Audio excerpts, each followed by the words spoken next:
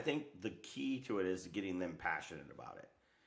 So like they're just one step down from where you are, but they need to be at least passionate about what it is. They need to want to see this happen. They need to be there because they want to see it happen versus having to be there to see it happen. And so I don't ever like push down on the people that are working with me and say, hey, you have to be at the level of obsession about this as I am. I honestly, I don't want that. I want them to have their own obsessions and what they want to achieve in life. But I do need them to still be passionate about it. Without passion, then they're doing it because they have to, not because they want to. I think about like Mr. Beast, for example. If you know who that is, and I think the world today. He's hit in a lot of different stages with his game on TV and then all the money he's made on YouTube and all that. But like his amount of videos that he produced at like 11 to 13 years old showed a sign of obsession. Like I think it was like 14,000 videos.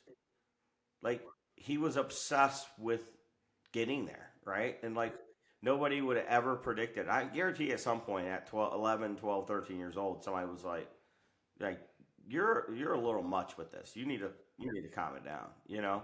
And so like I think if he was my child, I probably would have been a little concerned. Like why is he so obsessed with this at this age? Is this healthy for him? And again, that's how we measure it with people. We look at it and go, wow, I wonder if this is healthy for them. And when you have an obsession to something and it's done in the right way, it's pointed in the right direction, it's helping people, it's helping you achieve goals, things like that, then I don't look at it as a negative thing.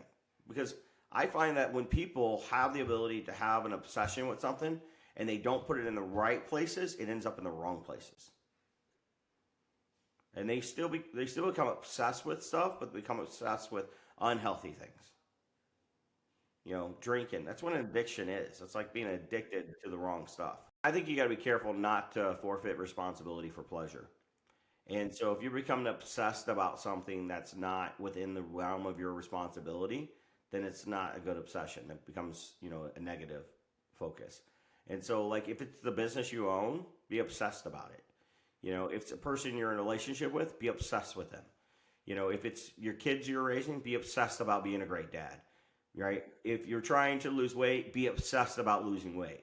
If you're trying to get healthy, be obsessed about getting healthy. Like proper relationships always support other proper relationships, whether that's relationship with people or relationship with items or ventures in life. But you have to make sure that they're proper, and if they are, then they are a responsibility. And we never forfeit a responsibility for pleasure. In other words, if I become so obsessed about, doing something, I think that's why, people struggle so much with like gambling, for example. Because why does it become an addiction? Because is it a fun thing to do? Yeah, it is. Gambling is a very fun thing to do. Like people do it all the time and they become obsessed about it, right? But what it does, if it's not like their career, their focus, like there are people that this is their full-time thing. But if it's not and it becomes an obsession for them, that doesn't support paying the bills. It doesn't support them going to work. They skip out on work. It doesn't support them taking care of the responsibilities in life. Then it's a negative obsession, right? And so like that's how we create the balance. We create the balance by being obsessed about the right things, the things that are going to protect the relationships we have in our lives, not the negative.